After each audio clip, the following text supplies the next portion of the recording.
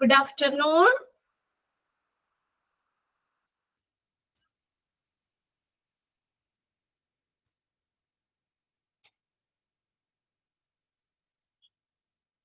Okay, അപ്പൊ നമ്മൾ marketing എന്ന് പറഞ്ഞ ചാപ്റ്റർ ആണല്ലേ നമ്മൾ നോക്കിക്കൊണ്ടിരുന്നത്. എല്ലാവരും വായിച്ചപ്പോ നോക്കിയായിരുന്നു ഇന്നലെ. ഓക്കെ, അപ്പൊ അതിനകത്ത് നമ്മൾ ഇന്നലെ ലാസ്റ്റ് പറഞ്ഞത് ഹോസ്പിറ്റൽ മാർക്കറ്റിംഗ് ആണ്. ഹോസ്പിറ്റൽ മാർക്കറ്റിംഗ് എന്ന് പറഞ്ഞ എന്താ?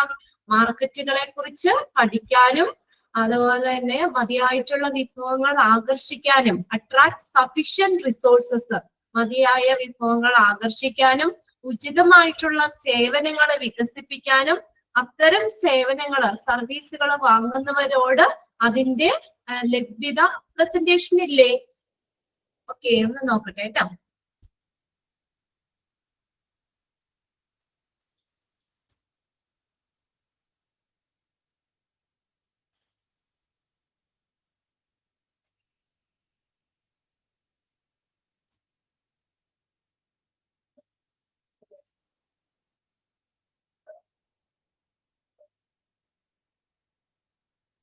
ഓക്കെ ആയോ?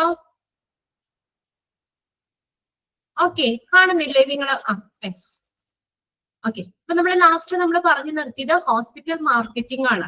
എന്താ പറഞ്ഞത്? ഹോസ്പിറ്റൽ മാർക്കറ്റിംഗ് എന്ന് പറഞ്ഞാൽ മാർക്കറ്റുകളെ കുറിച്ച് പഠിക്കാനും അതുപോലെ അട്രാക്ട് സഫിഷ്യന്റ് റിസോഴ്സസ്, മതിയായ വിഭവങ്ങൾ ആകർഷിക്കാനും ഉചിതമായിട്ടുള്ള സേവനങ്ങൾ ഡെവലപ്പ് ചെയ്യാനും അത്തരം സേവനങ്ങൾ വാങ്ങുന്നവരോട് അതിന്റെ ലഭ്യത അറിയിക്കാനുള്ള ഒരു മാർഗമായിട്ടാണ് ഹോസ്പിറ്റൽ മാർക്കറ്റിംഗ് പ്രവർത്തിക്കുന്നത്. അതാണ് അതിന്റെ ഫംഗ്ഷൻ എന്ന് പറഞ്ഞത്. ഇനി ഹോസ്പിറ്റൽ മാർക്കറ്റിംഗിന്റെ കീഴിൽ വരുന്നതാണ് മാർക്കറ്റ് പ്ലാനിങ്ങും ഉണ്ട്, മാർക്കറ്റ് കമ്മ്യൂണിക്കേഷനും ഉണ്ട്. മാർക്കറ്റ് പ്ലാനിങ്ങും മാർക്കറ്റ് കമ്മ്യൂണിക്കേഷനും ഇത് രണ്ടും ഹോസ്പിറ്റൽ മാർക്കറ്റിംഗിന്റെ കീഴിൽ വരുന്ന. അപ്പൊ എന്താണ് മാർക്കറ്റ് പ്ലാനിംഗ് എന്ന് പറഞ്ഞത്? മാർക്കറ്റിംഗ് പ്ലാനിംഗ് എന്ന് പറയുന്നത് ഇതൊരു പ്ലാൻ ആണ്. അതായത് നമ്മൾ ഒരു ബിസിനസിന്റെ ഒരു ഗോള്, ഒരു ലക്ഷ്യം, ഒരു ഗോള് നേടിയെടുക്കുന്നതിന് വേണ്ടിയിട്ട് അല്ലെങ്കിൽ നമ്മളൊരു വർക്ക് കംപ്ലീറ്റ് ആക്കാൻ വേണ്ടി വരുന്ന എല്ലാ പ്രവൃത്തികളെയും കംപ്ലീറ്റ് ചെയ്യാൻ വേണ്ടി വരുന്ന ഒരു പ്ലാനിങ്, അതിനു വേണ്ടി നമ്മൾ ചെയ്യുന്ന ഒരു ആസൂത്രണം, അതിനാണ് മാർക്കറ്റ് പ്ലാനിങ് എന്ന് പറയുന്നത്. എന്താ മാർക്കറ്റ് പ്ലാനിങ് എന്ന് പറഞ്ഞാൽ? ഇതൊരു പ്ലാൻ ആണ്. എന്താണ്? ബിസിനസിന്റെ ഗോള് അത് നേടിയെടുക്കാനും അല്ലെങ്കിൽ ഒരു വർക്ക് നമുക്ക് കംപ്ലീറ്റ് ചെയ്യാനും വേണ്ടിയിട്ട് നമ്മൾ ഒരു ടൈം സെറ്റ് ചെയ്യുക, അങ്ങനെ വേണമെങ്കിൽ പറയാം. നമ്മൾ ടൈം സെറ്റ് ചെയ്ത് ഇത്ര സമയം കൊണ്ട് ഇത് കംപ്ലീറ്റ് ആകും, അതിനു വേണ്ടിയിട്ട് നമ്മൾ ഒരു ടൈം സെറ്റ് ചെയ്യുന്നതിനെയാണ് നമ്മൾ മാർക്കറ്റ് പ്ലാനിങ് എന്ന് പറയുന്നത്. അവിടെ വേറെ ഒന്നും തന്നിട്ടില്ല, ജസ്റ്റ് മാർക്കറ്റിംഗ് പ്ലാനിങ് മാത്രമേ ഉള്ളൂ. ഒരു ചെറിയൊരു ഡെഫിനിഷൻ ആയിട്ട് അവിടെ ഒന്ന് എഴുതിക്കോട്ടോ, മാർക്കറ്റ് പ്ലാനിങ്. അല്ലെങ്കിൽ നിങ്ങൾ നോട്ട്ബുക്കിലേക്ക് എഴുതിയെടുത്താലും മതി. ബിസിനസിന്റെ ഗോള് നേടിയെടുക്കാൻ വേണ്ടിയിട്ട് അല്ലെങ്കിൽ ഒരു വർക്ക് കംപ്ലീറ്റ് ആക്കാൻ വേണ്ടിയിട്ട് നമ്മൾ ഒരു ടൈം സെറ്റ് ചെയ്യുന്നതിനെയാണ് മാർക്കറ്റ് പ്ലാനിങ് എന്ന് പറയുന്നത്. Okay, market planning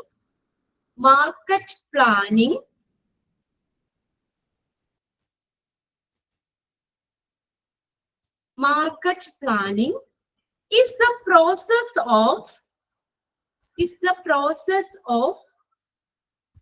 defining activities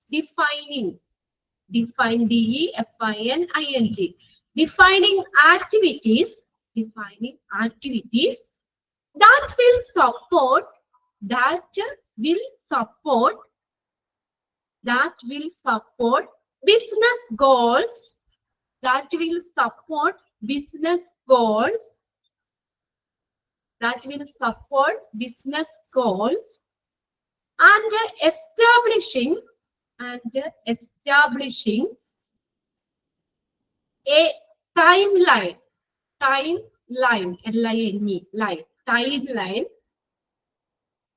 for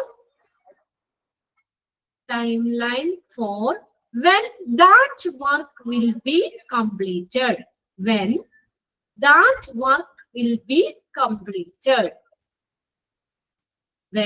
that work will be completed.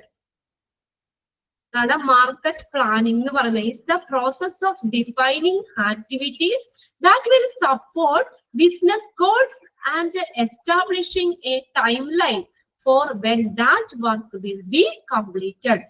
നമുക്ക് വർക്ക് കംപ്ലീറ്റ് ആക്കാൻ വേണ്ടിയിട്ട് അല്ലെങ്കിൽ ഒരു ഗോള് നേടിയെടുക്കാൻ വേണ്ടിയിട്ട് നമ്മൾ ഒരു ടൈം സെറ്റ് ചെയ്യുന്ന ഒരു ടൈം ലൈൻ സെറ്റ് ചെയ്യുന്നതിനെയാണ് മാർക്കറ്റ് പ്ലാനിംഗ് എന്ന് പറയുന്നത്. ഒരു ആസൂത്രണം എന്തിനാണെങ്കിലും നമ്മൾ വളരെ ഇമ്പോർട്ടന്റ് ആണ്. നമ്മൾ കറക്റ്റ് ആയിട്ട് പ്ലാനിങ്ങോടുകൂടി ചെയ്താൽ മാത്രമേ അതിന് എന്താ മാർക്കറ്റിംഗ് സക്സസ്ഫുൾ ആവുള്ളൂ.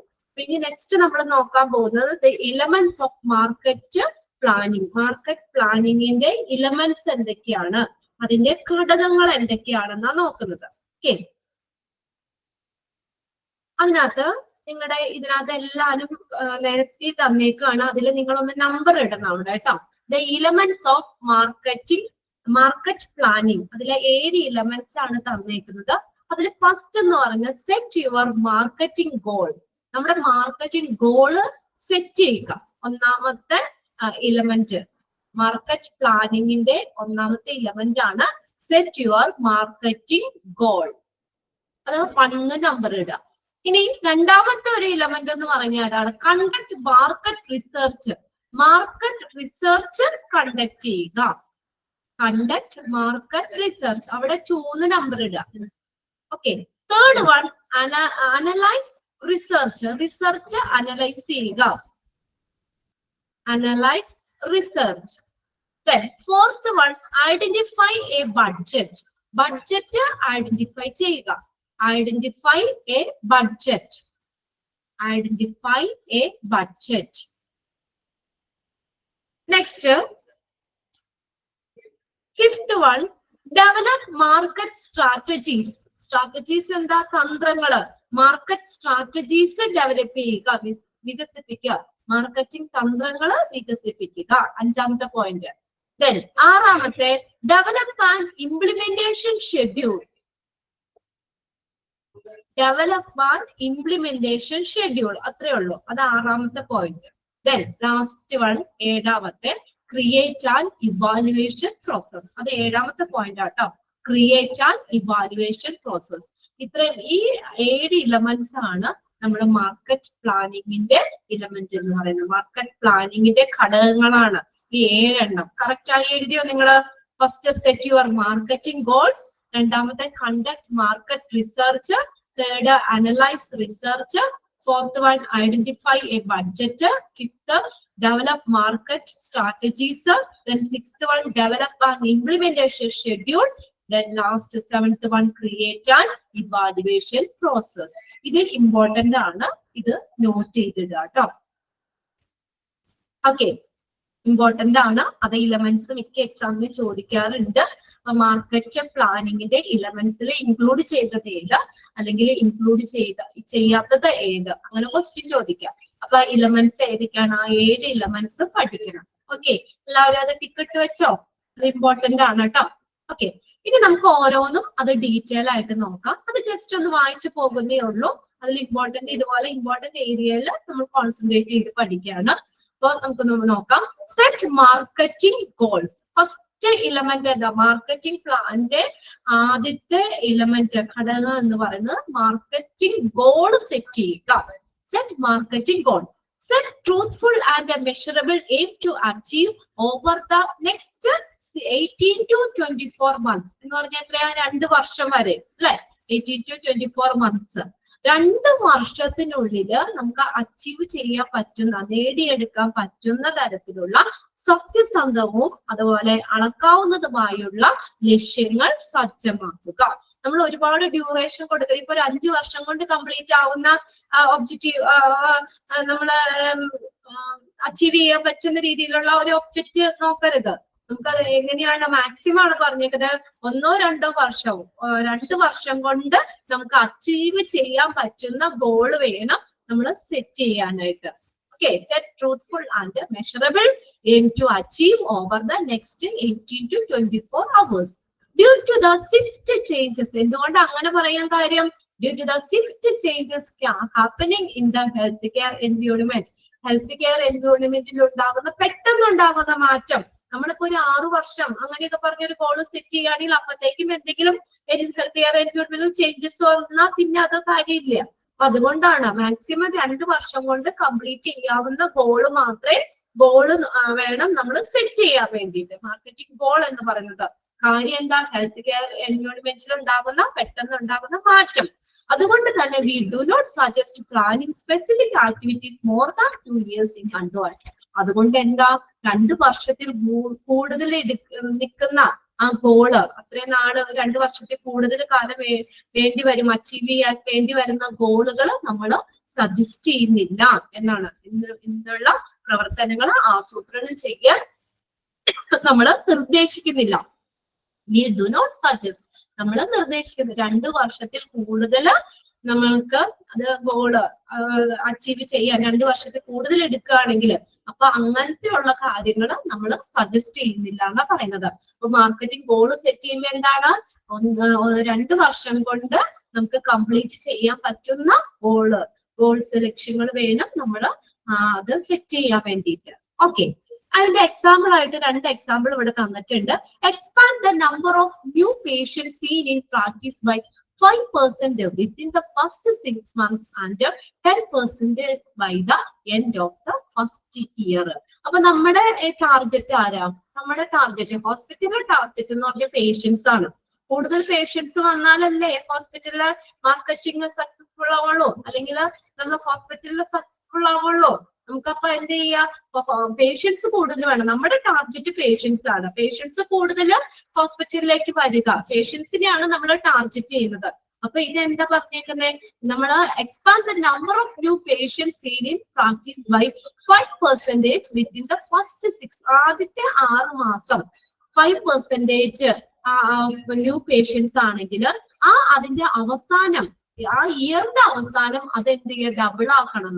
അതായത് 10% ആയിട്ട് ഇൻക്രീസ് ചെയ്യണം. മനസ്സിലായിട്ട്? അപ്പൊ ആദ്യത്തെ 6 മാസത്തിനുള്ളിൽ ന്യൂ പേഷ്യൻസ് നമ്മൾ 5% ആണെങ്കിൽ അത് ആ വർഷത്തെ അവസാനം, അതായത് 12 മാസം ആകുമ്പോഴത്തേക്ക് എന്ത് ചെയ്യണം, അത് ഡബിൾ ആവണം. അത് ഫസ്റ്റ് ഇയറിന്റെ അവസാനത്തോടു കൂടി അത് 10% ആയിട്ട് വർദ്ധിപ്പിക്കുക. Expand your gross revenue by 30% within 24 months. 24 മാസത്തിനുള്ളിൽ നിങ്ങളുടെ മൊത്തം വരുമാനം എന്ത് ചെയ്യണം, 30% ആയിട്ട് ഇംപ്രൂവ് ചെയ്യുക, എക്സ്പാൻഡ് ചെയ്യുക, വികസിപ്പിക്കുക. ഓക്കെ, 24 മാസത്തിനുള്ളിൽ നമ്മുടെ ആ റവന്യൂ, വരുമാനം എത്ര ശതമാനം ഇൻക്രീസ് ചെയ്യണം? 30% ആയിട്ട് വരുമാനം ഇൻക്രീസ് ചെയ്യണം. വരുമാനം കൂടുന്നെങ്കിലും കൂടുതൽ പേഷ്യൻസ് വരണം. പേഷ്യൻസ് കൂടുതൽ വന്നാലാണ് അവിടെ റവന്യൂ ഇൻക്രീസ് ചെയ്യുള്ളൂ. അപ്പൊ 24 മാസത്തിനുള്ളിൽ നമുക്ക് മൊത്തം വരുമാനം 30% ആയിട്ട് എക്സ്പാൻഡ് ചെയ്യുക, വികസിപ്പിക്കുക. ഇനി രണ്ടാമത്തെ എന്ന് പറഞ്ഞാൽ കണ്ടക്ട് മാർക്കറ്റ് റിസർച്ച് കണ്ടക്ട് ചെയ്യുക. മാർക്കറ്റ് റിസർച്ച് അതൊന്ന് അണ്ടർലൈൻ ചെയ്തിട്ട് കേട്ടോ, ആ first sentence. Market research is the process of systematically collecting, recording and examining data and information. And the market research എന്ന് പറയുന്നത് is the process of systematically collecting, recording and examining data and information. Data, information ഒക്കെ സിസ്റ്റമായി collect ചെയ്യുന്നു, അത് record ചെയ്യുന്നു, അത് examine ചെയ്യുന്നു. ഇതിനെയാണ് മാർക്കറ്റ് റിസർച്ച് എന്നൊക്കെ പറയുന്നത്. Conduct market research. First line ഒന്ന് അണ്ടർലൈൻ ചെയ്തിട്ടേക്കാം കേട്ടോ. Then about customers, competitors and market. നമ്മൾ കസ്റ്റമറിന്റെ എതിരാളികളെ കുറിച്ച്, മാർക്കറ്റ് വിപണിയെ കുറിച്ച് നമ്മൾ അറിയണം. About the customers, competitors, എതിരാളികള്, ആ കസ്റ്റമറിന്റെ കോമ്പറ്റീറ്റേഴ്സ് ആൻഡ് മാർക്കറ്റ് വിപണികളെ കുറിച്ച് നമുക്കൊരു അവയർനെസ് ഉണ്ടാവണം. It can be used to decide which portion of the population will buy a product or services based on variable such as age, gender, location and income level. ഇവിടെ എന്താ പറഞ്ഞേക്കുന്നത്, age നമ്മുടെ പേഷ്യന്റിന്റെ age, അതുപോലെ gender, location, income level തുടങ്ങിയ വേരിയബിളുകളെ അടിസ്ഥാനമാക്കിയിട്ട് ജനസംഖ്യയുടെ, പോപ്പുലേഷന്റെ ഏത് ഭാഗമാണോ ഒരു പ്രൊഡക്റ്റോ സർവീസോ വാങ്ങേണ്ടതെന്ന് തീരുമാനിക്കാൻ വേണ്ടി ഈ മാർക്കറ്റ് റിസർച്ച് ഉപയോഗിക്കാം. Age, gender, location, income level എന്നീ വേരിയബിളുകളെ അടിസ്ഥാനമാക്കിയിട്ട് ജനസംഖ്യയുടെ ഏത് വിഭാഗമാണോ ആ ഒരു പ്രൊഡക്റ്റോ സർവീസോ വാങ്ങേണ്ടത് എന്ന് തീരുമാനിക്കാൻ മാർക്കറ്റ് റിസർച്ച് ഉപയോഗിക്കാം. Then market research is normally primary or secondary. ഇതൊന്ന് അണ്ടർലൈൻ ചെയ്തെടുക്കുക കേട്ടോ. മാർക്കറ്റ് റിസർച്ച് സാധാരണ പ്രൈമറിയോ സെക്കൻഡറിയോ ആകാം. Primary market research consist of, അതൊന്ന് അണ്ടർലൈൻ ചെയ്തിടുക, അതും അണ്ടർലൈൻ ചെയ്യണം. Primary market research consist of ഏതൊക്കെ വരുന്നേ? ടെസ്റ്റിംഗ് ലൈക്ക് സർവേ, സർവേകൾ വരാം. ഫീൽഡ് ടെസ്റ്റുകൾ ഉൾപ്പെടാം. ഇന്റർവ്യൂസ് ഓർ ഒബ്സർവേഷൻ, ഇതെല്ലാം പ്രൈമറി മാർക്കറ്റ് റിസർച്ചിൽ വരുന്നതാണ്. ഇതൊരു പ്രീവിയസ് ക്വസ്റ്റ്യൻ പേപ്പറിൽ ചോദിച്ചാണ്. Which of the following is included in primary market research? Primary market റിസർച്ചിൽ ഉൾപ്പെടുന്ന കാര്യങ്ങൾ ഏതൊക്കെയാ? Surveys, field test, interview or observation. Interview അല്ലെങ്കിൽ ഒബ്സർവേഷൻ, ഇതെല്ലാം പ്രൈമറി മാർക്കറ്റ് റിസർച്ചിൽ വരുന്നതാണ്. സെക്കൻഡറി മാർക്കറ്റിംഗിൽ വരുന്ന ഏതാ? Test marketing. അത് നമ്മൾ ഇന്നലെ എഴുതിയതാണ്. എന്താണ് ടെസ്റ്റ് മാർക്കറ്റിംഗ് എന്ന് പറഞ്ഞാൽ? എന്തായിരുന്നു എന്ന് പറഞ്ഞാൽ നമ്മള് സെയിലോ പ്രോഫിറ്റോ ഒക്കെ പ്രിഡിക്റ്റ് ചെയ്യാൻ വേണ്ടിയിട്ട് നമുക്ക് മുൻകൂട്ടി കാണുക എന്നുള്ളതാണ് ടെസ്റ്റ് മാർക്കറ്റിംഗ് എന്ന് പറയുന്നത്. നമ്മളൊരു മാർക്കറ്റിംഗിലേക്ക് ലാർജ് സ്കെയിലിൽ അത് ലോഞ്ച് ചെയ്യുന്നതിന് മുന്നേ തന്നെ നമ്മൾ അതിന്റെ പ്രവർത്തനക്ഷമതയൊക്കെ ചെക്ക് ചെയ്യുന്ന, അതിനുവേണ്ടി ഉപയോഗിക്കുന്ന ഒരു ടൂളാണ് ടെസ്റ്റ് മാർക്കറ്റിംഗ് എന്ന് പറയുന്നത്. അപ്പൊ സെക്കൻഡറി മാർക്കറ്റിംഗ് കൺസിസ്റ്റ് ഓഫ് ഇതിലെ വരുന്ന ടെസ്റ്റ് മാർക്കറ്റിംഗ്. അങ്ങനെ ആ ഒരു പാരഗ്രാഫില് ഫസ്റ്റത്തെ ലൈൻ ഒന്ന് അണ്ടർലൈൻ ചെയ്തിടാം. പിന്നെ നമ്മുടെ ലാസ്റ്റത്തെ primary market research consist of testing like survey, field test, interview or observation. Then secondary marketing consist of test marketing. Primary market research പ്രൈമറിയോ സെക്കൻഡറിയോ ആകാം. ആ പോയിന്റ് കൂടി ഒന്ന് നോട്ട് ചെയ്തോ കേട്ടോ. ഇതൊന്ന് അണ്ടർലൈൻ ചെയ്തിടാം. ഇനി അടുത്തത് എന്താ? Analyse the research. Research analyse ചെയ്യുക. Analyse the research. Examine the raw data we gather and brief it into meaningful findings that will be the basis for deciding which marketing strategy make the most sense and will be get the best result for your practice. Research analyse ചെയ്യാന്ന് വെച്ചാൽ എന്താ? നമ്മൾ gather ചെയ്യുന്ന raw datas, അത് അതിന്റെ കണ്ടെത്തലുകള്, അതില് കൂടുതൽ നമ്മൾ അതൊന്ന് പരിശോധിക്കും. നമ്മൾ കളക്ട് ചെയ്ത ഡേറ്റാസ്, ഇപ്പൊ നമ്മൾ ഇന്റർവ്യൂ വഴി അല്ലെങ്കിൽ സർവേ വഴി ഫീൽഡ് ടെസ്റ്റ് ഒക്കെ നടത്തിയിട്ട് നമ്മൾ ഡേറ്റാസ് കളക്ട് ചെയ്യും. ആ ഡേറ്റാസ് എന്ത് ചെയ്യാ?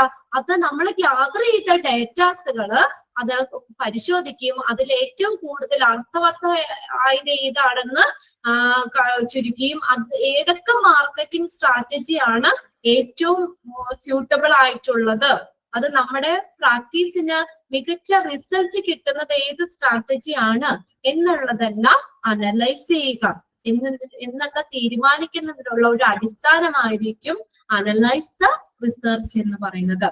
എന്താ പറഞ്ഞത്? നമ്മൾ ഗ്യാദർ ചെയ്ത ഡേറ്റാസ്, ആ ഡേറ്റാസുകൾ പരിശോധിക്കുകയും അതിൽ ഏറ്റവും കൂടുതൽ അർത്ഥവത്തായ കണ്ടെത്തലുകൾ അല്ലെങ്കിൽ ഏറ്റവും കൂടുതൽ മോസ്റ്റ് സ്യൂട്ടബിൾ ആയിട്ടുള്ളത് ഏത് മാർക്കറ്റിംഗ് സ്ട്രാറ്റജി ആണെന്നും അത് നമ്മുടെ പ്രാക്ടീസിന് അത് മികച്ച ഫലങ്ങൾ ഏത് സ്ട്രാറ്റജിയാണ് നമുക്ക് നമ്മുടെ പ്രാക്ടീസിന് മികച്ച റിസൾട്ട് കിട്ടുന്നത് എന്നുള്ള എല്ലാം കണ്ടെത്താനുള്ള ഒരു അടിസ്ഥാനമായിരിക്കും അനലൈസ് ദ റിസർച്ച് എന്ന് പറയുന്നത്.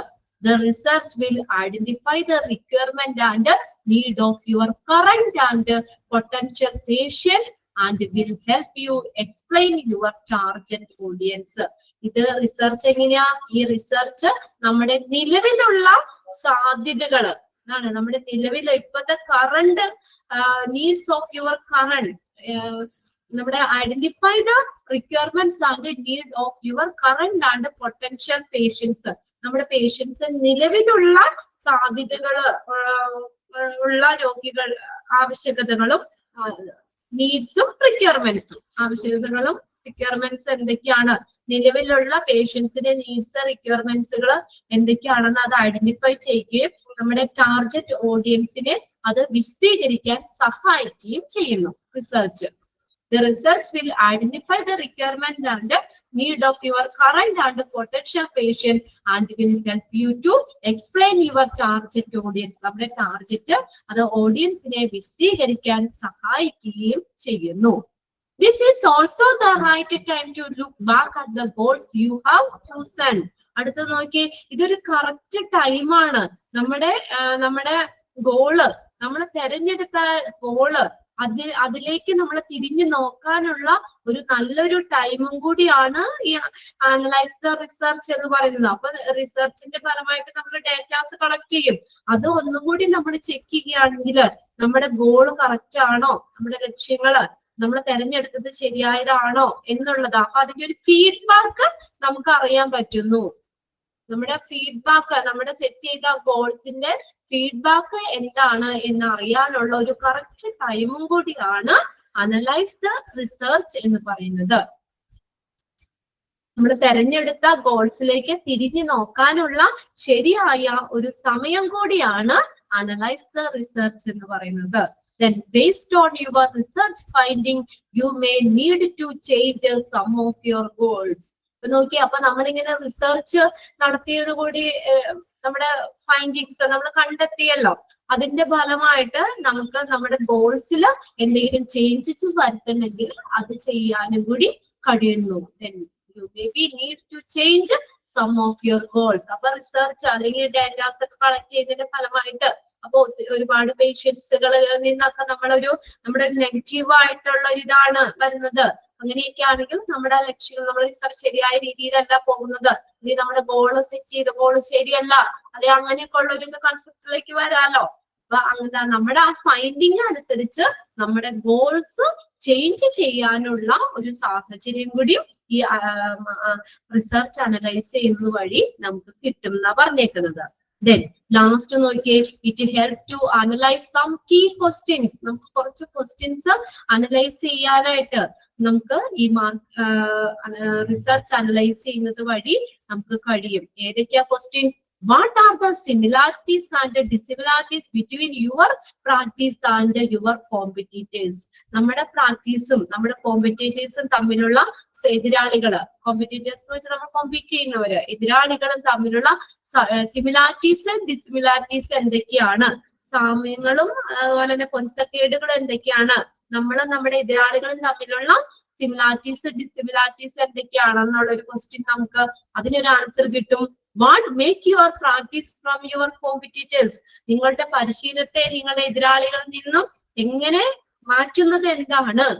What make your practice from your competitors? നമ്മുടെ പരിശീലനം ഞങ്ങളുടെ എതിരാളികളിൽ നിന്ന് എങ്ങനെയാണ് മാറ്റുന്നത്? നെക്സ്റ്റ് നോക്കിയേ, is your location more desirable than your competitors? നിങ്ങളുടെ സ്ഥാനം നിങ്ങളുടെ എതിരാളികളെക്കാൾ നിങ്ങളുടെ സ്ഥാനം അഭികാമ്യമാണോ? Do you promise a broad scope of services than the competition? സേവനങ്ങളുടെ വിശാലമായ വ്യാപ്തി നിങ്ങൾ പ്രോമിസ് ചെയ്യുന്നുണ്ടോ? Is there a service you provide that no one else in community presently offers? നമ്മുടെ കമ്മ്യൂണിറ്റിയിൽ മറ്റാരും ചെയ്യാത്ത സർവീസ് നമ്മൾ നൽകുന്നുണ്ടോ? ഇങ്ങനെയുള്ള ഈ കുറച്ച് ക്വസ്റ്റ്യൻസുകൾ അത് അനലൈസ് ചെയ്യാനായിട്ട് ഈ റിസർച്ച് അനലൈസ് എന്നുള്ളത് നമുക്ക് ഹെൽപ്പ് ചെയ്യുന്നു. ഇങ്ങനെയുള്ള ക്വസ്റ്റ്യൻസിനൊക്കെ നമുക്ക് ആൻസർ കിട്ടും. ലാസ്റ്റ് എന്താ പറഞ്ഞത്? നമ്മുടെ കമ്മ്യൂണിറ്റിയിൽ മറ്റാരും ചെയ്യാത്ത ഒരു സേവനം നിങ്ങൾ വാഗ്ദാനം ചെയ്യുന്നുണ്ടോ? ഓക്കെ, ഇതൊക്കെ ഇങ്ങനെ ജസ്റ്റ് ഒന്ന് വായിച്ചു പോകുന്നേ ഉള്ളൂ കേട്ടോ. Okay,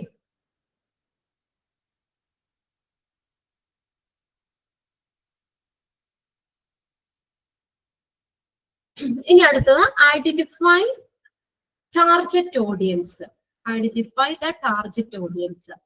Target audience might consist of a patient of certain age, gender, location, payer type or patient with certain clinical requirements. നോക്കിയേ, ടാർഗറ്റ് ഓഡിയൻസ് എന്ന് പറയുന്ന ഒരു നിശ്ചിത പ്രായത്തിലുള്ള രോഗികളാകാം, അവരുടെ ജെൻഡർ, പിന്നെ സ്ഥാനം, പണമടയ്ക്കുന്ന തരം, അല്ലെങ്കിൽ ചില ക്ലിനിക്കൽ ആവശ്യകതകളുള്ള രോഗികൾ എന്നിവരൊക്കെ ടാർഗറ്റ് ഓഡിയൻസിൽ പെടാം. നമ്മുടെ ഐഡന്റിഫൈ ടാർഗറ്റ് ഓഡിയൻസ്. ഓക്കെ, നമ്മളിപ്പോ പറഞ്ഞത് ഏതൊക്കെയാ പറഞ്ഞത്? നമ്മള് ഫസ്റ്റത്തെ നമ്മൾ പറഞ്ഞത് ഏതാണ്? കണ്ടക്ട് മാർക്കറ്റ് റിസർച്ച് പറഞ്ഞു, സെറ്റ് മാർക്കറ്റ് ഗോൾസ് പറഞ്ഞു, കണ്ടക്ട് മാർക്കറ്റ് റിസർച്ച് പറഞ്ഞു, അനലൈസ് ദ റിസർച്ച് പറഞ്ഞു, പിന്നെ അടുത്തത് identify the target audience. Okay, analyse the research കഴിഞ്ഞിട്ട് നെക്സ്റ്റ് ഐഡന്റിഫൈ.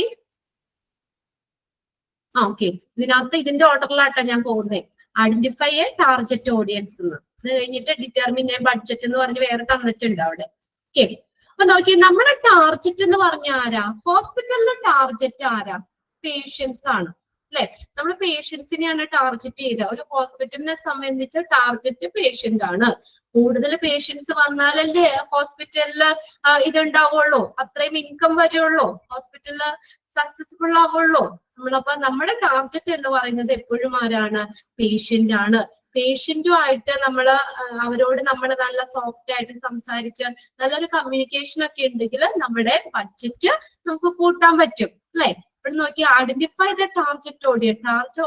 ടാർഗറ്റ് ഓഡിയൻസിനെ മനസ്സിലാക്കുക.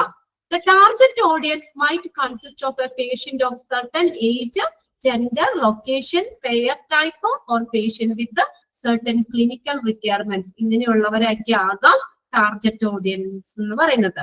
For example, if we want to treat young athletes, for example, ചെറിയൊരു example പറഞ്ഞേക്കാണ്. നമ്മൾ യങ് അത്ലറ്റ്സിനെ നമ്മൾ ട്രീറ്റ് ചെയ്യുകയാണെങ്കിൽ നമ്മൾ എന്ത് കൺസിഡർ ചെയ്യണം?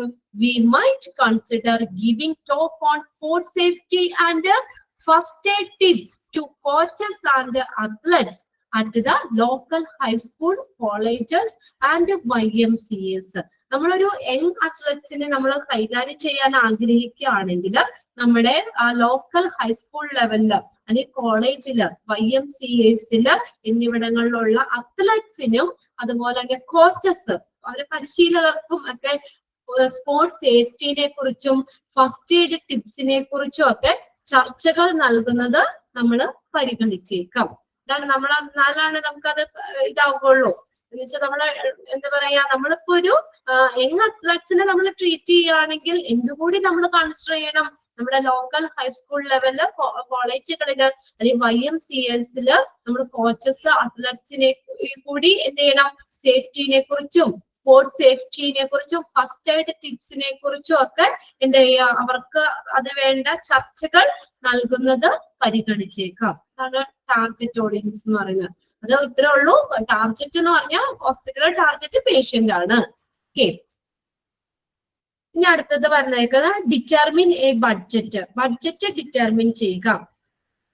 നമുക്കൊരു ഫിനാൻഷ്യൽ ഇൻകം എന്ന് പറയുന്നത് നമുക്ക് വളരെ ഇതാണ്. നമ്മൾ എന്ത് ഇത് തുടങ്ങിയാലും നമ്മൾ ഫിനാൻഷ്യലി നമ്മൾ നോക്കണം. Examine financial information and come up with a marketing budget. സാമ്പത്തിക വിവരങ്ങൾ പരിശോധിച്ച് വേണം ഒരു മാർക്കറ്റിംഗ് ബഡ്ജറ്റ് കൊണ്ടുവരാൻ. നമ്മൾ ഒരു ബഡ്ജറ്റ് ഇടുമ്പോൾ നമ്മൾ ഫിനാൻഷ്യലി നോക്കണം. നമുക്ക് അത്രയും ബഡ്ജറ്റ് ഇട്ട് അത് ഇതാവാനുള്ളത് ഉണ്ടോ, ഫിനാൻഷ്യലി നമ്മൾ അതിന് പ്രാപ്തരാണോ എന്നുള്ളതൊക്കെ നോക്കണം. എന്ത് ചെയ്യണം? Examine financial information and come up with a marketing budget. അപ്പൊ ഒരു സാമ്പത്തിക വിവരങ്ങൾ പരിശോധിച്ച് വേണം മാർക്കറ്റിംഗ് ബഡ്ജറ്റ് അവിടെ കൊണ്ടുവരാനായിട്ട്.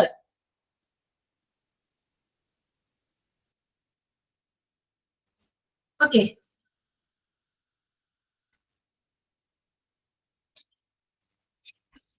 Okay,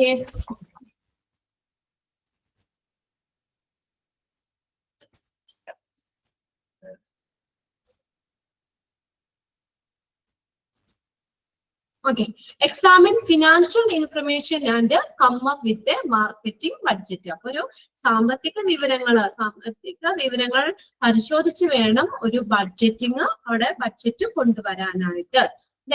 Okay, marketing budget will be different by the type of market. Underline ചെയ്തിട്ട് ആ sentence.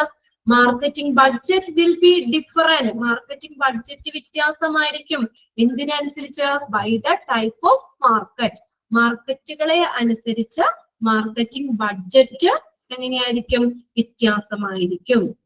Marketing budget will be different by the type of dash. ഇതിനനുസരിച്ച് ആ മാർക്കറ്റിനെ അനുസരിച്ച് മാർക്കറ്റിംഗ് ബഡ്ജറ്റ് വ്യത്യാസമായിരിക്കും.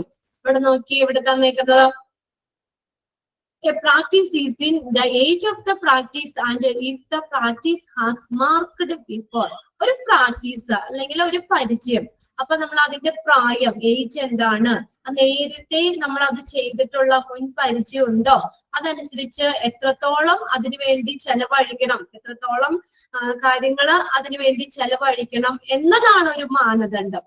നമ്മുടെ ബഡ്ജറ്റിന്റെ ഒരു മാനദണ്ഡം എന്ന് പറഞ്ഞാൽ അതാണ്. അല്ലാതെ there is no standard for how much a practice should be developed. എത്രമാത്രം പ്രാക്ടീസ് എത്രമാത്രം നമ്മളത് പരിശീലനം ചെലവഴിക്കണം എന്നുള്ളതിന് ഒരു മാനദണ്ഡവുമില്ല. There is no standard for how much a practice should taken. നമ്മൾ എത്രത്തോളം ഒരു പരിശീലനം എത്രത്തോളം ചെലവഴിക്കണം, അതിനുവേണ്ടി എത്രത്തോളം ചെലവഴിക്കണം എന്നുള്ളതിന് ഒരു മാനദണ്ഡവുമില്ല. എന്താ നമ്മൾ പറഞ്ഞത്, ഒരു പ്രാക്ടീസ് അല്ലെങ്കിൽ പരിചയം, അതിന്റെ ഏജ് എത്ര നാളായി നമ്മൾ അതില് പ്രാക്ടീസ് ഉണ്ട്, അല്ലെങ്കിൽ നേരത്തെ നമ്മൾ ഇത് ചെയ്തിട്ട് മാർക്കറ്റിംഗ് ചെയ്തിട്ടുള്ള പരിചയം ഉണ്ടോ, അതനുസരിച്ച് എത്രത്തോളം അതിനു വേണ്ടി ചെലവഴിക്കണം എന്നുള്ളതാണ് അതിന്റെ ഒരു മാനദണ്ഡം എന്ന് പറയുന്നത്. If the practice is new, ഇത് ഇവിടെ തന്നിട്ടുണ്ട് ഒരു ചെറിയൊരു ഇതുപോലെ. If the practice is new, നമ്മളൊരു പുതിയതായിട്ടാണ് അത് പ്രാക്ടീസ് ചെയ്യുന്നത്, നമ്മളൊരു ഫീൽഡിൽ അല്ലെങ്കിൽ മാർക്കറ്റിംഗിൽ പുതിയതാണെങ്കിൽ we can hope to spend 10% or more than of our annual gross income. അപ്പൊ നമ്മൾ the first year you carry out the plan. അപ്പൊ നമ്മളൊരു ഫസ്റ്റ് ആയിട്ടാണ് ആ ഒരു പ്രാക്ടീസ് തുടങ്ങുന്നതെങ്കിൽ നമുക്ക് ഇതിന് മുന്നേ പരിചയം ഇല്ല, പുതിയതാണെങ്കിൽ നമ്മൾ എന്താ ഹോപ്പ് ചെയ്യുന്നേ, ഫസ്റ്റ് ആദ്യ വർഷ അവസാനം നമ്മൾ എത്ര ശതമാനം നോക്കിയാൽ സ്പെൻഡ് 10%, 10% അല്ലെങ്കിൽ അതിൽ കൂടുതലോ നമ്മൾ ഫസ്റ്റ് ആ ഗ്രോസ് ഇൻകം ഫസ്റ്റ് ഇയറിലുള്ള ഇൻകത്തിന്റെ നമുക്ക് 10% അല്ലെങ്കിൽ അതിൽ കൂടുതലോ നമ്മൾ അതിനു വേണ്ടി ആ പ്ലാൻ ക്യാരി ഔട്ട് ചെയ്യാൻ നടപ്പിലാക്കാൻ നമ്മൾ അത് ഉപയോഗിക്കണം.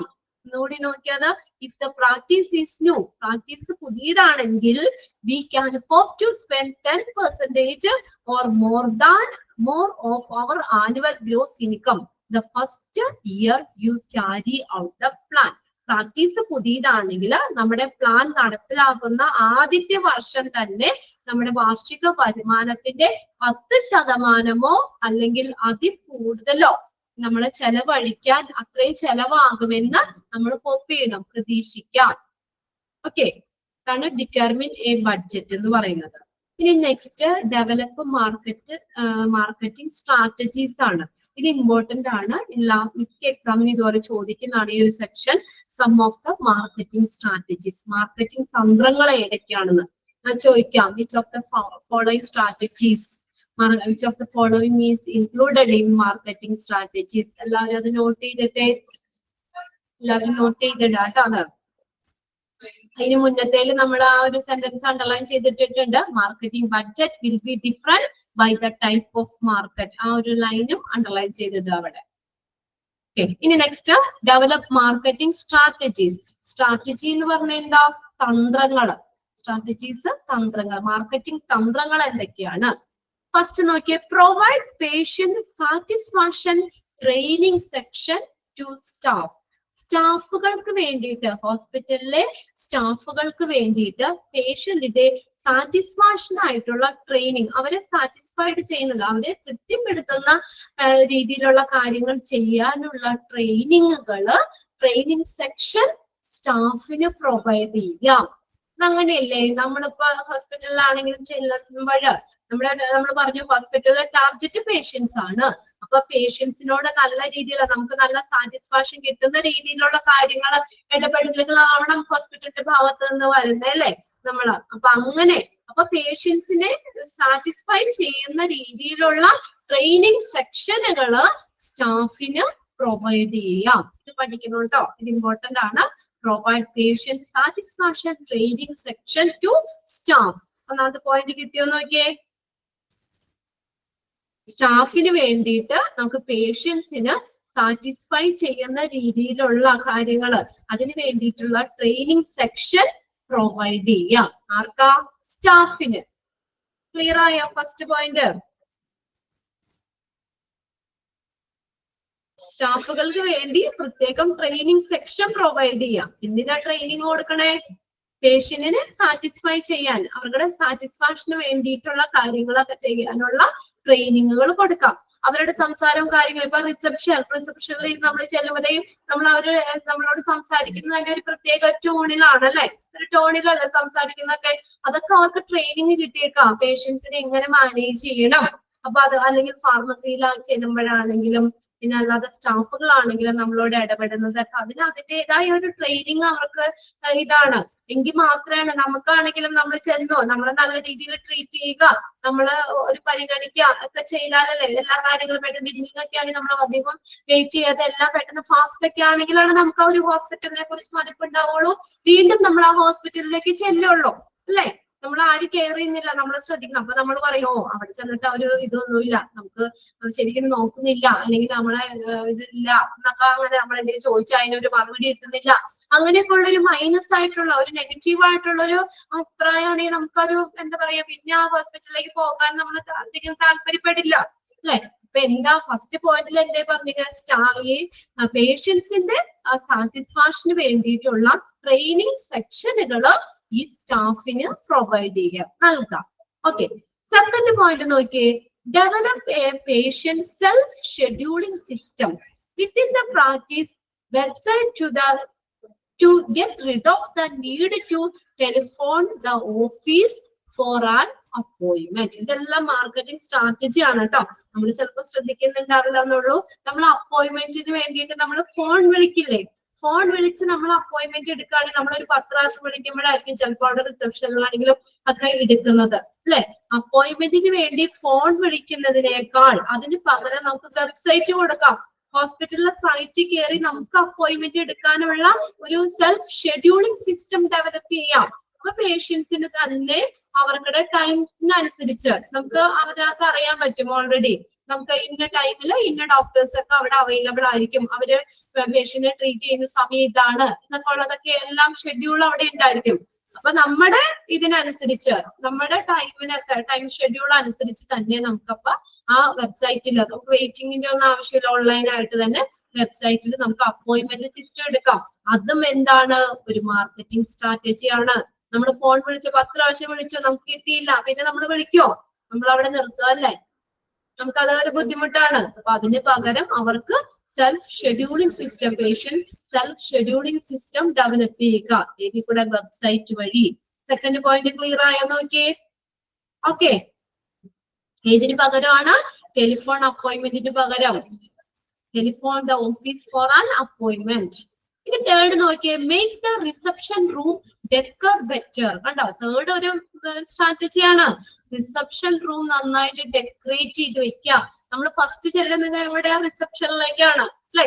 അപ്പൊ നമ്മൾ പേഷ്യൻസിന് കയറി ചെല്ലുമ്പോൾ തന്നെ ഒരു പോസിറ്റീവ് ആയിട്ടുള്ള ഒരു അറ്റ്മോസ്ഫിയർ ക്രിയേറ്റ് ചെയ്യുക അല്ലെ. റിസപ്ഷനൊക്കെ നല്ല നീറ്റ് ആണ്, നല്ല എല്ലാം ഡെക്കറേറ്റ് ചെയ്ത് നല്ല നീറ്റ് ആയിട്ട് ഇരിക്കുമ്പോൾ തന്നെ നമുക്കൊരു എന്താ പോസിറ്റീവ് ആയിട്ടുള്ള ഒരു ഇത് കിട്ടും അല്ലെ.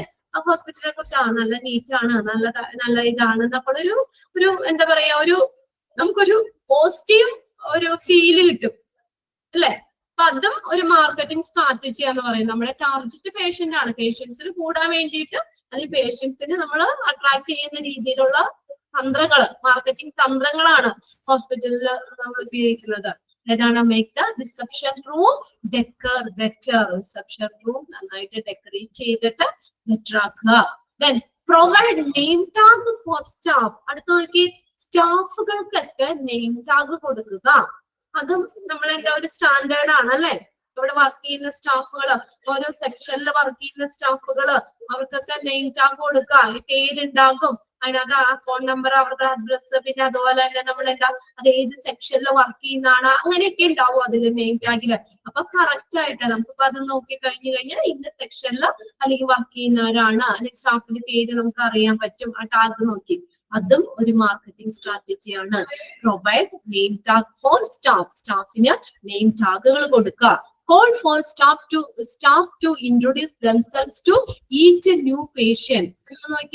Call for സ്റ്റാഫുകൾക്ക് ഓരോ പേഷ്യൻസിനും സെൽഫ് ഇൻട്രൊഡ്യൂസ് ചെയ്യാനായിട്ട് സ്റ്റാഫിനെ വിളിക്കാം. Call for സ്റ്റാഫിനെ വിളിക്കാം. എന്തിനാ? To introduce themselves to each new patients. ഓരോ പുതിയ പേഷ്യൻസിനും സ്വയം പരിചയപ്പെടുത്താൻ വേണ്ടിയിട്ട് സ്റ്റാഫിനെ കോൾ ചെയ്യാം.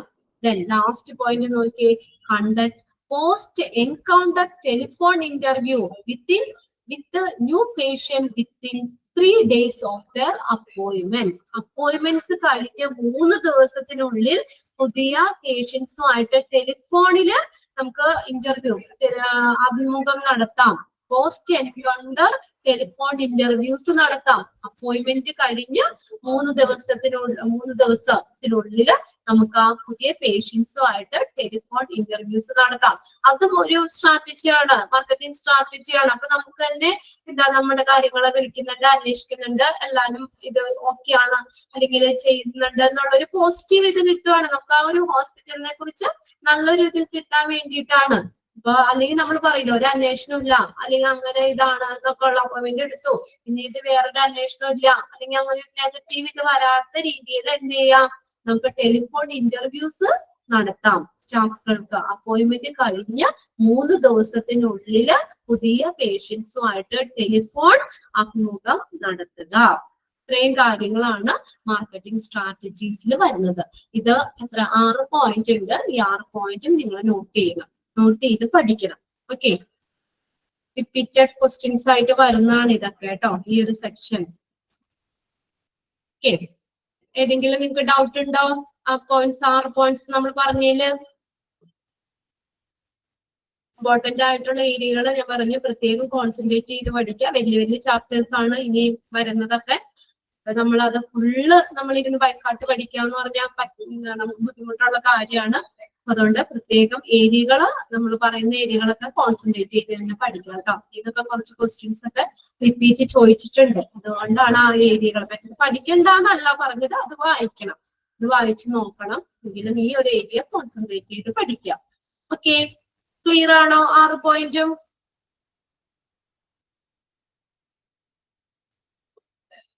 ഇതാണ് കഴിഞ്ഞ ചാപ്റ്ററിന്റെ ക്വസ്റ്റ്യൻസിന്റെ ആൻസർ നമ്മൾ പറഞ്ഞില്ലായിരുന്നോ? ഇല്ല അല്ലെ? ഓക്കെ, ഇനി അടുത്ത ക്ലാസ്സിൽ പറയാം കേട്ടോ. നാളെ ഉണ്ടല്ലോ, നാളത്തേക്ക് പറയാം. എല്ലാവരും ഒക്കെ എഴുതി വെച്ചിട്ടുണ്ടോ? ഫസ്റ്റ് ബാച്ചിലെ കുട്ടികൾ എന്നോട് പറഞ്ഞില്ലല്ലോ അവര്. ഓക്കെ, ഫസ്റ്റ് മോർണിംഗ് ബാച്ചിലെ പിള്ളേർ എന്നോട് പറഞ്ഞില്ലായിരുന്നു. ഓക്കെ, നാളെ നോക്കാം കേട്ടോ. നാളെ ഒന്ന് ഫസ്റ്റ് നമ്മുടെ കഴിഞ്ഞിട്ട് നോക്കാം. അപ്പൊ ഇതിനകത്ത് സ്ട്രാറ്റജീസ് മനസ്സിലായില്ലേ? മാർക്കറ്റിംഗ് സ്ട്രാറ്റജീസ് 6 പോയിന്റ്സ് ക്ലിയർ അല്ലേ നിങ്ങൾക്ക്? ഇത് നോക്കണം കേട്ടോ. ഓക്കെ, ഇനി നമുക്ക് 2 കാര്യങ്ങളും കൂടി ഉള്ളൂ അതിനകത്ത്. Develop and implementation schedule. Implementation schedule develop ചെയ്യാം. Develop and implementation schedule. Okay, an implementation schedule is a timeline that shows which marketing action will be done when and by whom. Implement ചെയ്യാന്ന് വെച്ചാൽ നടപ്പിലാക്കാം. Implementation schedule എന്ന് പറഞ്ഞാൽ ഇത് time line, ഒരു time line ആണ്. Morning ബാച്ചിന്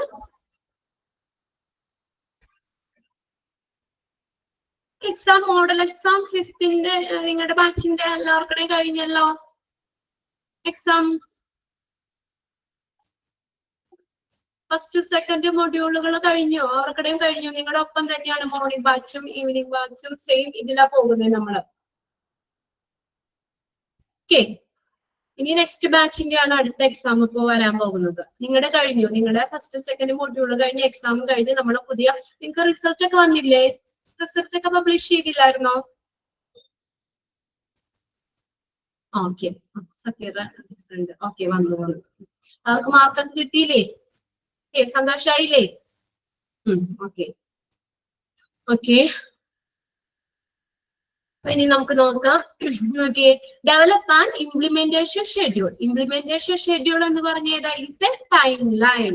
ഇതൊരു time line ആണ്. ഏത് മാർക്കറ്റിംഗ് പ്രവർത്തനങ്ങള് എപ്പോൾ ആരിലൂടെ, വെൻ ആൻഡ് ബൈ ഹും, എപ്പോൾ ആരിലൂടെ ചെയ്യണമെന്ന് കാണിക്കുന്ന ഒരു ടൈം ലൈൻ ആണ് ഇംപ്ലിമെന്റേഷൻ ഷെഡ്യൂൾ എന്ന് പറയുന്നത്. ഏത് മാർക്കറ്റിംഗ് പ്രവർത്തനങ്ങള് എപ്പോൾ ആരിലൂടെ ചെയ്യണമെന്ന് കാണിക്കുന്ന ഒരു ടൈം ലൈൻ, സമയരേഖയാണ്. വെൻ ക്രിയേറ്റിംഗ് ദ ഷെഡ്യൂൾ, നമ്മളൊരു ഷെഡ്യൂൾ ക്രിയേറ്റ് ചെയ്യുകയാണെങ്കിൽ carefully take into consideration, നമ്മൾ ചില കാര്യങ്ങൾ കൺസിഡർ ചെയ്യണം. നമ്മൾ ഓരോ ഷെഡ്യൂൾ ക്രിയേറ്റ് ചെയ്യുമ്പോൾ നമ്മൾ കുറച്ച് കാര്യങ്ങൾ കൺസിഡർ ചെയ്യണം. ഇപ്പൊ നിങ്ങളുടെ ഈ ക്ലാസ് തുടങ്ങിയപ്പോ നമുക്ക് ആ ഫസ്റ്റ് ഒരാഴ്ചയൊക്കെ നിങ്ങൾക്ക് ബുദ്ധിമുട്ടായിരുന്നു, ടൈം ടേബിൾ ഒന്നും കറക്റ്റ് ആയിട്ടുണ്ടായിരുന്നില്ല. അത് നമ്മൾ ഒരു ഷെഡ്യൂൾ ക്രിയേറ്റ് ചെയ്യാന്ന് വെച്ചാൽ ബുദ്ധിമുട്ടാണ്. ഇപ്പൊ ഈ ഒരു ടൈം നിങ്ങൾക്ക് അവൈലബിൾ ആണ്. ഇപ്പൊ ഏതാ 2:30 to 3:30 5-നാണ് എന്റെ ക്ലാസ് വരുന്നത്. ഈ ഒരു ടൈമിൽ തന്നെ വേറെ ബാച്ചിലേക്ക് എനിക്ക് ഇടാൻ പറ്റുമല്ലോ. ഒരു ചെറിയ ഇതാണെങ്കിൽ നമ്മള് എല്ലാവർക്കുടെയും എക്സാം കഴിഞ്ഞല്ലോ. ഇനി ആ കുട്ടി എക്സാം എഴുതാത്തതാണോ എന്ന് അറിയില്ല. എല്ലാവരും ഒന്നും എക്സാം ജോയിൻ ചെയ്തിട്ടുണ്ടായിരുന്നില്ല. ഓക്കെ, എങ്ങനെയാന്ന് എനിക്കും ക്ലിയർ ആയിട്ട് അറിയില്ല കേട്ടോ. ഞാൻ എക്സാമിന് ഉണ്ടായിരുന്നു, എക്സാം ഡ്യൂട്ടി ഉണ്ടായിരുന്നു. 38 കുട്ടികളായിരുന്നു എന്റെ ബാച്ചിൽ ഉണ്ടായിരുന്നത്. നമ്പർ 9 അതിനകത്ത് ഉണ്ടായിരുന്നത്. 38 കുട്ടികളാണ്. 50 പേര് തന്നിട്ട് അതിൽ 38 കുട്ടികളെ അറ്റൻഡ് ചെയ്തിട്ടുണ്ടായിരുന്നുള്ളൂ. എക്സാം എഴുതാത്തയാണോ ഇനിയാണെന്ന് എനിക്കറിയില്ല കേട്ടോ. ഓക്കെ, അതെന്തെങ്കിലും ആവട്ടെ, നമ്മുടെ എക്സാം കഴിഞ്ഞല്ലോ, നമുക്ക് സമാധാനമായി. നമുക്ക് അടുത്ത മൊഡ്യൂളിലെ കാര്യങ്ങൾ നമുക്ക് നോക്കാം. അപ്പൊ നമ്മൾ എന്താ പറഞ്ഞേ, നമ്മളൊരു ഈ ഷെഡ്യൂൾ ക്രിയേറ്റ് ചെയ്യുമ്പോൾ നമുക്ക് അത് കുറച്ച് കാര്യങ്ങൾ കൺസിഡർ ചെയ്യണം. ചുമ്മാ കൊണ്ടുവന്ന് ചെയ്യാൻ പറ്റില്ല, അവിടെ ക്ലാഷ് ആവും. ഇപ്പൊ ഈ ഒരു ടൈമിൽ തന്നെ എക്സാമ്പിൾ ആയിട്ട് പറഞ്ഞോ, എനിക്ക് വേറെ ക്ലാസ് ഇട്ട് കഴിഞ്ഞാൽ അവിടെ പോകാൻ പറ്റില്ല. അപ്പൊ നമ്മൾ ടൈം നോക്കണം, അവൈലബിലിറ്റി നോക്കണം, സ്റ്റാഫിന്റെ അവൈലബിലിറ്റി നമ്മൾ നോക്കണം. അതനുസരിച്ച് ഇപ്പൊ എല്ലാം ഓർഡർ ആയി അല്ലെ, നമുക്ക് ഇപ്പൊ എല്ലാം ഓർഡർ ആയി, നമ്മളത് കറക്റ്റ് ഷെഡ്യൂൾ ചെയ്തു. അപ്പൊ ഇതിനകത്തൊരു നമ്മളൊരു ഷെഡ്യൂൾ ഇംപ്ലിമെന്റ് ചെയ്യുക എന്നുള്ളത്, അപ്പൊ അവിടെ കുറച്ച് കാര്യങ്ങൾ കൺസിഡർ ചെയ്യണം. How the activities will influence the current practice operation and whether there are enough resources to fulfill the necessary task. എന്താണ് നമ്മളപ്പോ ഒരു ഷെഡ്യൂൾ ക്രിയേറ്റ് ചെയ്യുമ്പോൾ നമ്മുടെ പ്രവർത്തനങ്ങൾ, നിലവിലെ പ്രവർത്തനങ്ങൾ, അതിലെ പ്രാക്ടീസിനെ എങ്ങനെ സ്വാധീനിക്കും. ആ ഒരു പുതിയ ഷെഡ്യൂൾ വന്നത് കറന്റ് ആയിട്ടുള്ള പ്രാക്ടീസിനെ എങ്ങനെ അത് സ്വാധീനിക്കും, ആവശ്യമായിട്ടുള്ള ജോലികൾ ചെയ്യുന്നതിന് റിസോഴ്സുകൾ ഉണ്ടോ, സ്റ്റാഫുകൾ ഉണ്ടോ. നമ്മളൊരു ഷെഡ്യൂൾ ചെയ്ത് വെച്ചാൽ പോരാ, അതിന് സഫീഷ്യന്റ് ആയിട്ടുള്ള സ്റ്റാഫുകൾ അവൈലബിൾ ആണോ നോക്കണം, അവർക്ക് അതിന്റെ ടൈം നോക്കണം, അതുപോലെ മണി, പൈസയും നോക്കണം നമ്മൾ അത് ചെയ്യാനുള്ളത്. ഇതെല്ലാം അവൈലബിൾ ആണോ, ആ ടാസ്ക് ഫുൾഫില്ല് ചെയ്യാനായിട്ട് നമുക്ക് ഇതെല്ലാം റിസോഴ്സുകളും അവൈലബിൾ ആണോ എന്നുള്ളത് നോക്കണം. ഷെഡ്യൂൾ ക്രിയേറ്റ് ചെയ്യുമ്പോൾ ഇപ്പൊ നമ്മള് ഷെഡ്യൂൾ ക്രിയേറ്റ് ചെയ്തത് ആ കറന്റ് പ്രാക്ടീസിനെ എങ്ങനെ സ്വാധീനിക്കും, അല്ലെങ്കിൽ നമുക്ക് അതിന് ആവശ്യത്തിനുള്ള റിസോഴ്സുകൾ ഉണ്ടോ, സ്റ്റാഫ് ഉണ്ടോ, ടൈം ഉണ്ടോ, അതിന് വേണ്ട മണി ഉണ്ടോ എന്നുള്ളതെല്ലാം അതിന്റെ ഇതിനു വേണ്ടി ആ ടാസ്ക് ഫുൾഫില്ല് ചെയ്യാൻ വേണ്ടിയിട്ടുള്ള റിസോഴ്സുകളൊക്കെ അവൈലബിൾ ആണോ എന്നുള്ളതും നോക്കണം.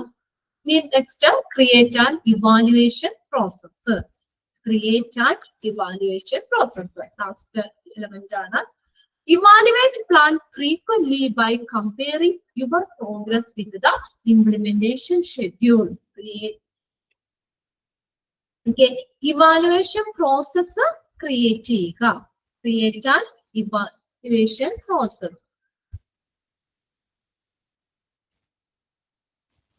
ഓക്കെ, ഇവാലുവേഷൻ പ്രോസസ് നമ്മൾ ക്രിയേറ്റ് ചെയ്യുക. ഓക്കെ, ഇംപ്ലിമെന്റേഷൻ ഫസ്റ്റ് നമ്മുടെ evaluate plan frequently by comparing your progress with the implementation schedule. നമ്മൾ ഇംപ്ലിമെന്റ് ചെയ്ത ഷെഡ്യൂളുമായിട്ട് താരതമ്യം കമ്പയർ ചെയ്തിട്ട് പ്രോഗ്രസ് താരതമ്യം ചെയ്തുകൊണ്ട് തന്നെ നമ്മുടെ പ്ലാൻ ഇടയ്ക്കിടയ്ക്ക് വിലയിരുത്തുക.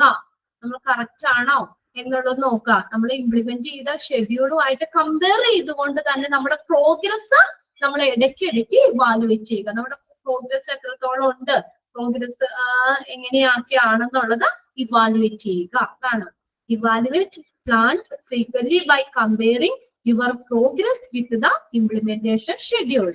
Okay. ഇംപ്ലിമെന്റ് ചെയ്ത ആ ഷെഡ്യൂളുമായിട്ട് നമ്മുടെ പ്രോഗ്രസിനെ കമ്പയർ ചെയ്തുകൊണ്ട് തന്നെ പ്രോഗ്രസ് ഇടയ്ക്കിടയ്ക്ക് ഇവാലുവേറ്റ് ചെയ്യുക. There are several ways to you can judge the result of your progress. ഇതും ഒന്ന് അണ്ടർലൈൻ ചെയ്തിട്ട് കേട്ടോ, അത് ചോദിച്ചിട്ടുണ്ട്. ഏതാണ് ഇത്? There are several ways to you can judge the result of your progress. നമ്മുടെ പ്രോഗ്രസ് ജഡ്ജ് ചെയ്യുന്നതിനുള്ള പല മാർഗങ്ങൾ ഏതൊക്കെയാണെന്നുള്ളത്. പേഷ്യന്റ് സർവേ സ്കോർ, പേഷ്യന്റിന്റെ സർവേ സ്കോർ നോക്കാം. എന്താണ് നമ്മൾ പറഞ്ഞേക്കുന്നത്? ആ പ്രോഗ്രസിന്റെ റിസൾട്ട് അത് ജഡ്ജ് ചെയ്യുന്നതിനുള്ള പല മാർഗങ്ങൾ. ആ ഒരു പാരഗ്രാഫ് അണ്ടർലൈൻ ചെയ്തിട്ടാ കേട്ടോ.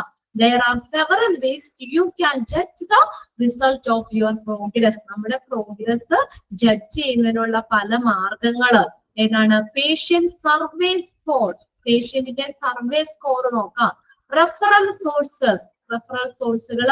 ഇൻക്രീസ്ഡ് ഇൻകം, വർദ്ധിച്ച വരുമാനം, ഇൻകം ഇൻക്രീസ്ഡ് ആണോ? അങ്ങനെയാണെങ്കിലാണ് നമുക്കത് പ്ലാനിങ് കറക്റ്റ് വർക്ക്ഔട്ട് ആയി നമ്മൾ സക്സസ്ഫുൾ ആണെന്ന് പറയാനുള്ളൂ. ഇൻകം ഇൻക്രീസ് ചെയ്യണം. പിന്നെ ഇൻക്രീസ്ഡ് ന്യൂ പേഷ്യൻസ്, നോക്കിയേ പേഷ്യൻസിന്റെ എണ്ണം കൂടണം അല്ലെ? പേഷ്യൻസിന്റെ എണ്ണം കൂടിയാലാണ് ഇൻകം ഇൻക്രീസ് ചെയ്യുള്ളൂ. അപ്പൊ പേഷ്യൻസിന്റെ എണ്ണം, ആ ഒരു പ്ലാൻ നമ്മൾ വർക്ക്ഔട്ട് ചെയ്തിട്ട് നമുക്ക് പേഷ്യൻസിന്റെ എണ്ണം കുറയുകയാണെങ്കിൽ അത് ഇതല്ല, പ്ലാൻ സക്സസ്ഫുൾ അല്ല, മാർക്കറ്റിംഗ് സക്സസ്ഫുൾ അല്ല എന്ന് പറയാം നമുക്ക്. അപ്പൊ പേഷ്യൻസിന്റെ എണ്ണം കൂടുക, ഇൻക്രീസ്ഡ് ന്യൂ പേഷ്യൻസ്, അത് നമുക്കത് നമ്മുടെ പ്രോഗ്രസ് ചെക്ക് ചെയ്യാൻ, ജഡ്ജ് ചെയ്യാനുള്ള ഒരു മാർഗമാണ് അല്ലെ? പേഷ്യൻസിന്റെ എണ്ണം കൂടുക, അപ്പൊ നമുക്ക് പ്രോഗ്രസ് അറിയാൻ പറ്റും. നമ്മുടെ പ്രോഗ്രസ് ആണ്, അത് ഇൻക്രീസ് ചെയ്തിട്ടുണ്ട് എന്നറിയാം. ആൻഡ് ഡിക്രീസ്ഡ് കംപ്ലൈന്റ്സ്, കംപ്ലൈന്റുകൾ കുറയുക, കംപ്ലൈന്റുകളുടെ എണ്ണം കുറയുക. ഇതെല്ലാം നമ്മുടെ പ്രോഗ്രസ് അതിന്റെ റിസൾട്ട് ജഡ്ജ് ചെയ്യാനുള്ള ഒരു പല മാർഗങ്ങളാണ്. ആ ഒരു ഇതും കൂടി അവിടെ അണ്ടർലൈൻ ചെയ്തിട്ടുണ്ട് കേട്ടോ. Patient survey scores, referral sources, increased income, increased new patient and decreased complaints.